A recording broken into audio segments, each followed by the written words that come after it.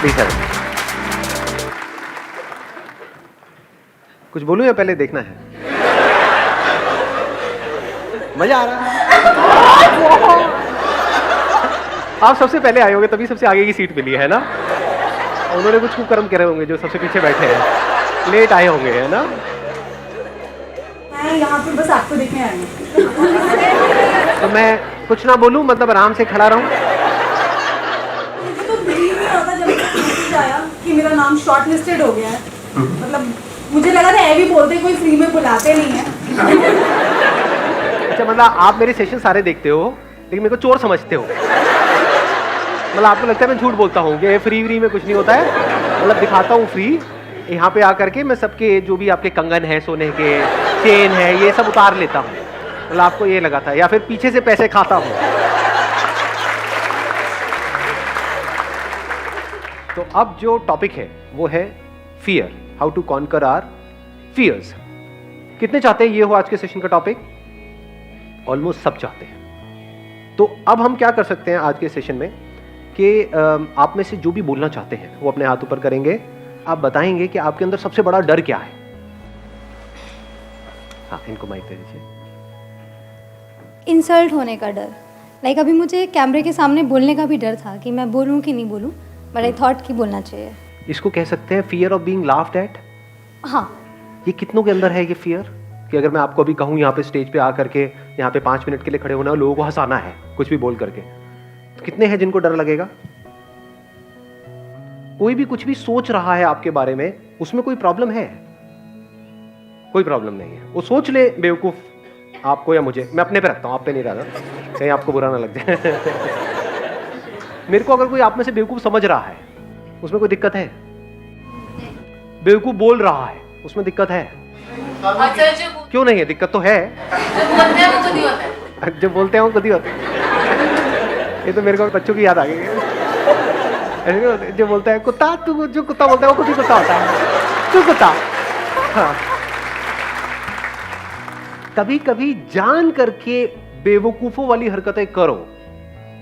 डर से ना लड़ने के 2 तरीके होते हैं। एक है कि आप उस सिचुएशन में पहुंच गए।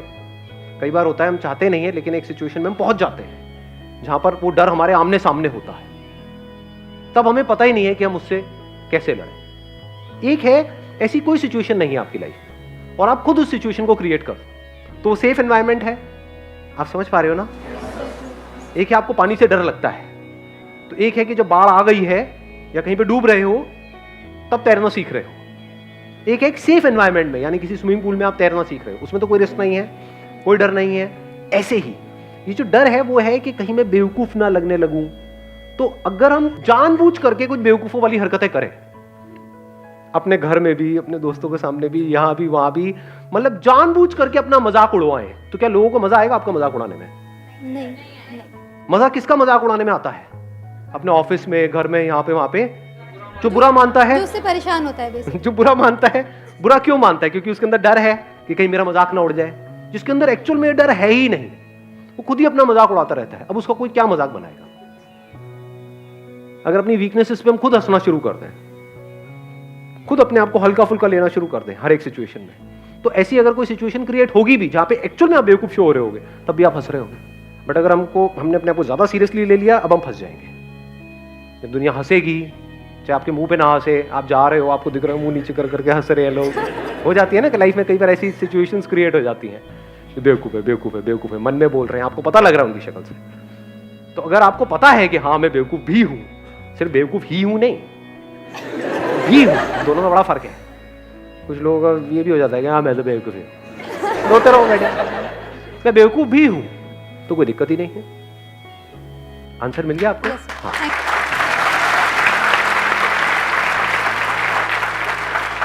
तो प्रैक्टिकली आप कुछ ऐसा करना चाहते हैं यहाँ पे स्टेज पे आकर? नहीं, इतना नहीं है ना, ये सेफ एनवायरनमेंट नहीं है। लाखों लोग इस वीडियो को देखने वाले हैं। बिल्कुल ठीक। अब देखो, अभी इन्होंने कहा नहीं, तो क्या ये सही डिसीजन है, गलत डिसीजन है? बिल्कुल सही है, क्योंकि डर को एक झटके में कॉन्कर नहीं किया जाता है। ये नहीं कि मुझे तैरने से डर लगता है तो मैं सीधा जाकर के समुद्र में तैरूंगा। इसको हम करेज समझते हैं, बट ये करेज नहीं, बेवकूफी होती है बहुत बार। कि अगर डर है तो धीरे धीरे कॉन्कर करो, धीरे धीरे। Hi sir, my name is Chirag. I went to New Zealand for studies. तो वहाँ से क्या हुआ कि 1.5 महीने तक मुझे कोई जॉब नहीं मिली। अब I am planning again to go to Canada, but मेरे को ये डर है कि अगर मैं दोबारा कोशिश करूँगा तो फिर से फेल ना हो जाऊँ, because a lot of money was involved. Fear of failure, इसको और अगर स्पेसिफिक किया जाए, fear of financial failure. Financial failures. Past में आपने कुछ ऐसा किया जहाँ पे आपको फाइनेंशियल लॉस हुआ, अब आपके अंदर डर है कि मैं दोबारा उस काम को करूँ या ना करूँ। ये डर हमारे अंदर होना चाहिए, नहीं होना चाहिए? कितने कहते हैं नहीं होना चाहिए? 3-4 लोग। कितने कहते हैं डर होना चाहिए हमारे अंदर? ये होना चाहिए, because money is like your life line. 2 तरह के फियर्स होते हैं, इसको ध्यान से समझ लेना। एक है साइकोलॉजिकल, एक है फिजिकल। पहले इन दोनों को अलग अलग करके हमको समझना होगा। साइकोलॉजिकल क्या है? लोग हंसेंगे तो, लोग मेरे को बेवकूफ बोलेंगे तो, ये सब क्या है? Psychological fears. मैंने पैसा जोड़ा है, 10 साल तक सुबह से रात तक काम करके इतना पैसा जोड़ा है, मान लो 2 लाख रुपए या 4 लाख रुपए। मेरे पेरेंट्स ने पूरी लाइफ काम करके इतना पैसा जोड़ा है, और अगर वो पैसा डूब गया तो ये डर होना चाहिए, नहीं होना चाहिए? 100% होना चाहिए। इसका प्लस पॉइंट क्या है? ये जो फियर ऑफ फाइनेंशियल लॉस है, ये आपको फाइनेंशियल लॉस से बचाएगा। हाँ जी। इसका माइनस पॉइंट क्या है? आप एक ऐसी स्टेट में पहुंच जाओगे जिसको बोलते हैं पैरालिसिस ऑफ एनालिसिस। टाइम निकल जाएगा, 10 साल, 20 साल, 50 साल, कुछ करोगे ही नहीं। रिस्क के नाम से हमको डर लगने लग जाएगा। तो क्या ऐसा बंदा कभी भी कुछ कर पाएगा अगर उसको डर ने चारों तरफ से घेर लिया है तो? क्योंकि लॉस तो हो ही सकता है ना। जब पहले हुआ है तो दोबारा भी हो सकता है ना। कुछ भी नया हम ट्राई करते हैं तो वहां पे रिस्क तो होता ही है ना। ऐसा तो नहीं हो सकता कि रिस्क हो ही ना। और मजे की बात क्या है, हमको लगता है कि रिस्क सिर्फ वहां पर है, जहां पर आप हो वहां पर जो रिस्क है वो हमको नजर नहीं आता है। बिल्कुल ऐसा है जैसे घर से बाहर अगर हम कहीं जाएंगे, कहीं ट्रैकिंग करने जाओगे तो वहां पे रिस्क है ना, मर सकते हो ना ट्रैकिंग करोगे तो। घर में बैठे रहो तो कोई रिस्क है? नहीं है, ऐसा हमको लगता है। बहुत बड़ा रिस्क है, एक कैद है। कैद में जिए, कैद में मरे। क्या किया जिंदगी में? कुछ भी नहीं। सुबह इतने बजे उठे, वहां पर गए, फिर आए, फिर सो गए, फिर ये किया वो किया। एक रेपिटेटिव मोड में नहीं चले जाएंगे। फिर हमें और एक रोबोट में फर्क क्या है? लाइफ किसे कहते हैं? जो ग्रो कर रहा हो या जो रुक गया हो? बिल्कुल हवा की तरह जो चलती चली जा रही है, पानी जो बहता चला जा रहा है। पानी रुक जाता है तो सड़ने लग जाता है। तो ये इसका बहुत बड़ा माइनस पॉइंट है, फियर ऑफ फाइनेंशियल लॉस। क्योंकि कुछ भी करने के लिए पैसा तो चाहिए ही ना। बिना पैसे के क्या नया होगा? मतलब कुछ भी, आपको अपने घर से यहां तक भी आना तो उसके लिए भी पैसा लगा। तो छोटे से भी छोटा कुछ करोगे तो उसके लिए भी पैसा चाहिए। तो अगर हम बहुत ज्यादा डरने लग जाए तो एक बात पक्की है कि हम अगले लेवल पे नहीं जा पाएंगे। तो अब ये डर हमारे अंदर से कैसे निकले? That is a question. ये डर तब निकल सकता है जब जो भी आप करने वाले हैं उस सिचुएशन की हर साइड को आप देख लेते हो। फॉर एग्जाम्पल, आपने अपना एग्जाम्पल दिया कि अब आप कनाडा जाने की सोच रहे हैं। ज्यादातर हम बैकअप प्लान क्या सोचते हैं? मैं कनाडा जाऊंगा, वहां कुछ नहीं हुआ तो यहां पे ये कर लूंगा। फाइनेंशियल प्लानिंग किसको कहेंगे? अब अगर मैं दोबारा जा रहा हूं तो पहले तो मैंने सीखा कि पिछली बार जब मैं गया था तब मैंने क्या गलतियां करी, क्यों ऐसा हुआ। ऐसा तो नहीं किसी एक ने कुछ बोला था, उसके भरोसे हम वहां पर पहुंच गए और उस बंदे ने डिच कर दिया लास्ट मोमेंट पे। तो अब ये गलती नहीं करनी है, किसी पे भरोसा नहीं करना है। क्योंकि इस दुनिया में 99% लोगों को अपनी पड़ी है, आपकी थोड़ी पड़ी है। तो अब क्या यहाँ पे इस रिस्क को कैसे कवर किया जाए, या इस डर को अपने अंदर से पूरी तरह से कैसे निकाला जाए कि अब अगर मैं वहां जा रहा हूं तो जो भी आप सोच के जा रहे हो कनाडा, वो नहीं हुआ तो मैं क्या करूंगा? वापस आके नहीं, वहीं पे वहां गया, जाते ही 2 दिन के अंदर अंदर मैंने ये किया, इस पर्सन से मिला या ये इंटरव्यू दिया, ये किया। वो इंटरव्यू पहले से प्लान्ड है, 10 इंटरव्यूज पहले से प्लान्ड है, ये 10 में भी हर जगह ना हो गया। अब मैं क्या करूंगा? क्या वापस आ जाऊंगा?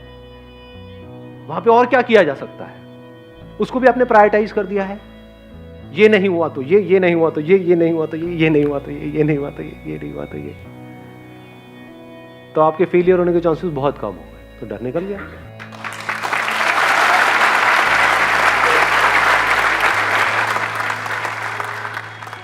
एक टॉपिक जो आपने आज तक बताया नहीं।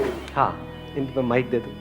अभी एक्चुअली में होता क्या है, जिनके पेरेंट्स है, मतलब घर बना हुआ है, जैसे ज़रूरत का सामान है, रोटी कपड़ा और मकान है, वो तो सारे रिस्क ले सकते हैं। जो मेरे जैसे खुद चल के, जिन्होंने मतलब कुछ नहीं था हमारे पास, फिर मैंने एक अपना स्टैंडर्ड बनाया, घर बनाया, ऑटोमेटिक गाड़ी ली, सरकारी नौकरी, सरकारी अफसर बना, सब कुछ बन गया। और शादी भी हो गई, वो भी आजकल वो हो गया ना उतनी नहीं, तो वो भी हो गई। तो ओवरऑल मतलब आज की नज़र में सबके सामने मैं बहुत सक्सेसफुल हूँ। सब कहते हैं हाँ इसके पास बड़ा घर है, बड़ी गाड़ी है, लेकिन मैं मेरी जॉब से खुश नहीं हूँ। मेरे को मतलब जाना ही पसंद नहीं है, पसंद ही नहीं है मेरे को मेरी ये जॉब। सब आप बोलना चाहते हैं कैमरे में? हाँ कोई दिक्कत नहीं है। अब बात है कि अब मैं खच्चर, मेरे को खुद फील लगे मैं खच्चर हूँ। मैं रोज़ सुबह जाता हूँ 9 बजे, रात को 9 बजे घर आता हूँ, ठीक है, वो पैसा आ रहा है, जितना भी तनख्वाह मिल रही है, सरकारी अफसर है तो तनख्वाह तो फिक्स है, अभी इतनी मिलनी है। तो अब क्या EMIs तो जा रही है, गाड़ी की भी जा रही है, घर की भी जा रही है, तो मैं मेरी लाइफ से बोर हो गया, तो मैंने रिज़ाइन कर दिया। रिजाइन कर चुके ऑलरेडी? हाँ मैंने रिज़ाइन कर दिया। अच्छा, तभी इतना बोल रहे हो आप?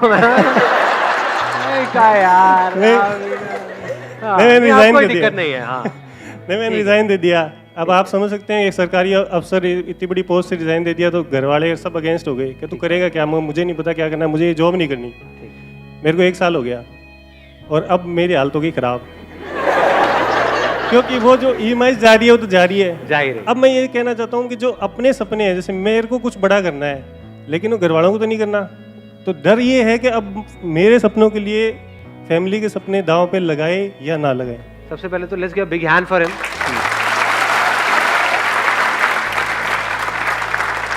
ये जो इतना खुल के बोल रहे हैं, ये बोलने के लिए बहुत करेज चाहिए। तो अब पॉइंट आता है इसका सॉल्यूशन क्या है, कि अभी बेसिकली जो प्रॉब्लम है वो है कंफ्यूजन। समझ नहीं आ रहा है हम क्या करें, नंबर 1। नंबर 2, अब जो ऑलरेडी खर्चे बंद गए हैं और एक लाइफस्टाइल, एक स्टेटस है, उससे नीचे कैसे आए। चलो आप तो आ जाओगे, लेकिन घर वाले उससे नीचे आने के लिए तैयार नहीं है। बस ये है। समझ पा रहा हूँ मतलब। हाँ, तो अब ऐसी सिचुएशन में हम क्या करें? तो वहां पर एक स्ट्रॉन्ग स्टैंड लेना होता है आपको, अपने लिए और सबके लिए, जो आपको सही लगता है। अब एक्चुअल में सही क्या है ये कौन बताएगा आपको? अभी आप कैसे जी रहे हो अपनी लाइफ? जो एक्चुअल में सही है वो कर रहे हो, या दुनिया ने कुछ नॉर्म सेट करे हुए हैं उसके हिसाब से उसके अंदर उस दायरे में एक्ट कर रहे हो और कह रहे हो कि हाँ सब सही है? क्या आपकी लाइफ की डोर पूरी तरह से आपके हाथ में है? अगर आप ध्यान से समझोगे तो 2 ही तरह के डर हैं हमारे अंदर, 3 तरह के, 3 नजर आए। 1 मिनट, हाँ 2 थे, तीसरा भी नजर आया। एक है रिलेशनशिप से रिलेटेड, एक है पोजेशन से रिलेटेड, एक है आपकी ईगो से रिलेटेड। सक्सेसफुल नहीं है तो कोई नहीं पूछता। सक्सेसफुल नहीं है तो कोई नहीं पूछता, ये क्या डर है? इसको हम किस कैटेगरी में डालेंगे? रिलेशंस। रिलेशंस मतलब सिर्फ हस्बैंड वाइफ मत समझो, relations with the society, relations with people. इसमें रिलेशंस विद एनिमल्स नहीं आया, क्योंकि अगर आपकी नौकरी चली भी गई तो कुत्ता तो प्यार करेगा, है कि नहीं? आप कुत्ते को जाकर के बताओगे मैं अब बिजनेस करने की सोच रहा हूं,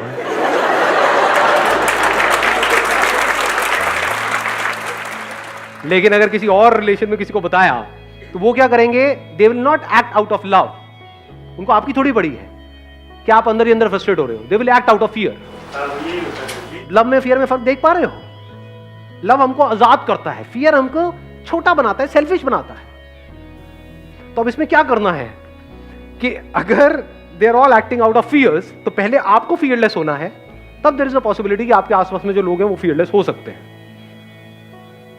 ये जो फियर्स हैं, अगर इसको हम एक एक करके फटाफट से देखें, फियर रिलेटेड टू पोजेशंस, चीजों का डर, चीजों को चले जाने का डर। ये डर कैसे निकलेगा?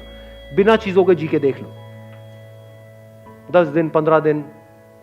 बहुत सारे लोगों के साथ क्या होता है, जब ये चीजें उनसे कोई छीन लेता है तब उनको समझ ही नहीं आता है मैं क्या करूं। तब ज्यादातर लोग ऐसे में या तो बिल्कुल ही अंदर से खत्म हो जाते हैं, डिप्रेशन में चले जाते हैं। ये जो लाइफस्टाइल होता है एक तरह का, उसको खोने का डर कब निकल सकता है? जब आप एक्चुअल में ऐसे जी रहे हो कि आपके पास शायद पैसा बहुत है, लेकिन आप बड़ी से बड़ी गाड़ियों में भी घूम रहे हो और पैदल भी घूम रहे हो, स्कूटर पे भी घूम रहे हो। गाड़ी का मतलब क्या है? चाहे छोटी हो चाहे बड़ी हो, कहीं पहुंचने के लिए है ना। गाड़ी का और एक्चुअल में रोल क्या है? और कोई रोल है? बाकी सब यहां है, साइकोलॉजिकली है कि मेरी गाड़ी तेरी गाड़ी से बड़ी है, उसको क्या, सो व्हाट। मतलब अपनी सेटिस्फैक्शन आप ढूंढ रहे हो औरों की आंखों में, उनको जला करके आपको सेटिस्फैक्शन मिल रही है। होता नहीं है जब नई नई गाड़ी लेते हैं और कोई बाइक पे उसको ऐसे देखते हैं, देख गरीब देख। तो क्या करना होगा? ये डर कैसे निकलेगा? अकेले में कम से कम रिसोर्सेज में अपने साथ में टाइम स्पेंड करो। कुछ दिन तक किसी गुरुद्वारे में जाओ, वहां पे जाकर के खाना खाओ, देखो कितना टेस्टी है, फ्री है, है नहीं है? तो आपको ये पता होना चाहिए कि कैसे कम से कम पैसे में या बिना पैसे के भी मैं जी सकता हूं और खुश रह सकता हूं। इतनी अकल होनी चाहिए। इसको और अगर सिंपल करूं, अपने अंदर झांक के देखा मैं किन चीजों पर डिपेंड हूं जिसके बिना मैं फड़फड़ाने लग जाता हूं, किन लोगों पर डिपेंड हूं। हैबिट पड़ जाती है ना एक तरह की, जिनके साथ हम रह रहे होते हैं, चाहे अंदर से लड़ाई झगड़े होते हैं लेकिन आदत पड़ गई है। जैसे फॉर एग्जांपल आपको एडिक्शन है कि भाई डेली मेरा ये फ्रेंड है, मेरे को उसके साथ में टाइम स्पेंड करना ही करना है। एक फ्रेंड सर्कल बन जाता है, एक मिनट सुनना, एक फ्रेंड सर्कल बन जाता है 5-7 लोगों का, उसमें पता है वो सब मिल करके आपकी ले रहे हैं, मतलब जो भी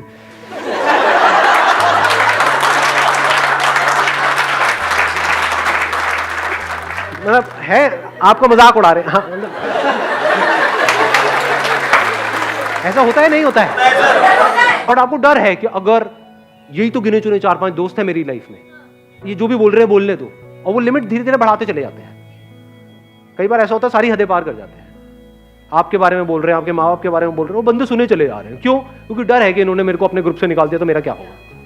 डर है ना, तो छोड़ दो ना उस ग्रुप को कुछ टाइम के लिए, महीने के लिए, 2 महीने के लिए देखो छोड़ करके, क्या उसके बिना आप जी सकते हो, तो आपके अंदर कॉन्फिडेंस आएगा। अब आप वहां पे स्टैंड ले सकते हो, नहीं तो you will act always out of fear कि मैंने बोला तो कहीं लड़ाई ना हो जाए, कहीं ये ना हो जाए, वो ना हो जाए। डर में किसी के साथ रह रहे हो, ये कोई रहना होता है? डर में कोई आपके साथ रह रहा है, कोई रहना है? रहना है तो प्यार को फाउंडेशन बनाओ ना।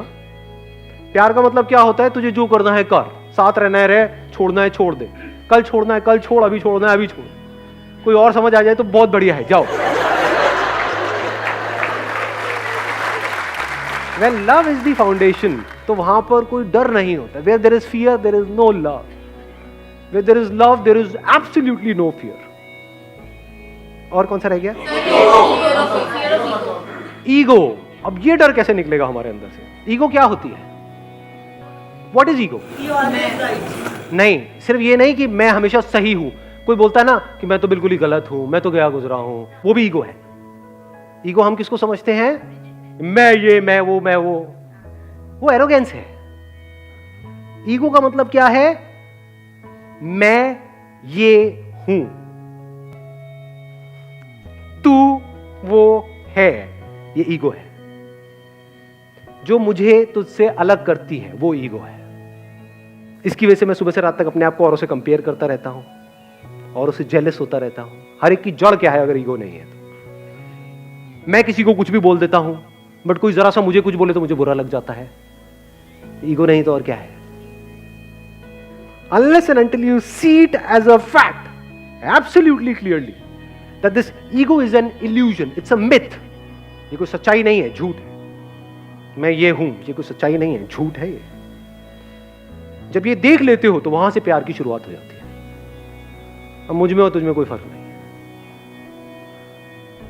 जहां पर मैं हूं, ये तू है वो, वहां पर प्यार कहां होगा? प्यार मोहब्बत की बातें होंगी। वो भी तब जब दोनों में से किसी एक को दूसरे से कुछ चाहिए होगा, तब वो बातें शुरू हो जाएंगी। किसी को मिल जाएगा, उसके बाद में कोई और बातें शुरू हो जाएंगी। ऐसा होता है नहीं होता है? What is ego? अब ये कैसे जाएगी?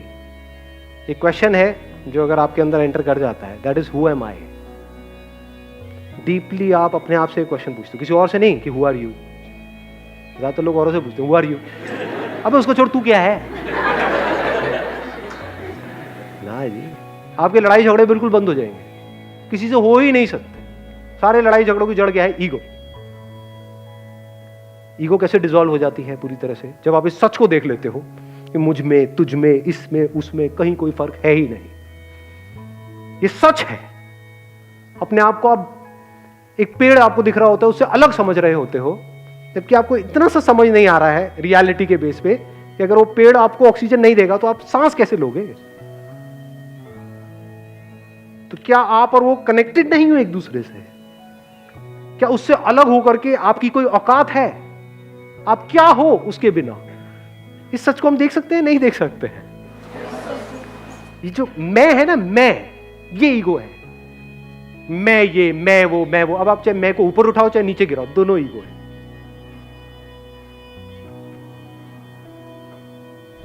सुबह से रात तक यहीं पे हम जीते हैं, यहीं पे मर जाते हैं। इससे जब आप बाहर निकलते हो तब आपको कुछ नजर आने लग जाता है। तब एक नई दुनिया का रास्ता आपके लिए खुल जाता है जो इस दुनिया से बिल्कुल अलग है। वहां पर मैं और तू कहीं पर भी नहीं है। जैसे फॉर एग्जाम्पल, मैं एक छोटा सा एग्जाम्पल दूंगा, I am not too sure आप कैसे देखोगे। कभी प्रैक्टिकली 20 मिनट के लिए, आधा घंटे के लिए बैठ करके यहाँ पे इस पे ध्यान लगाना, तो आपको समझ आएगा क्या है।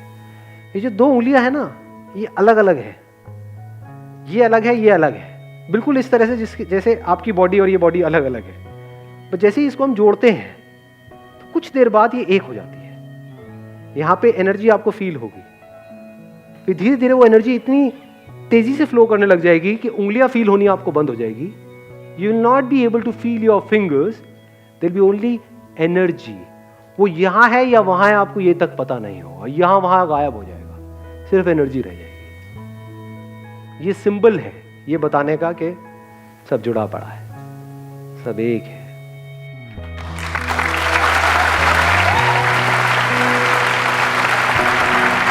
Thank you so much ji.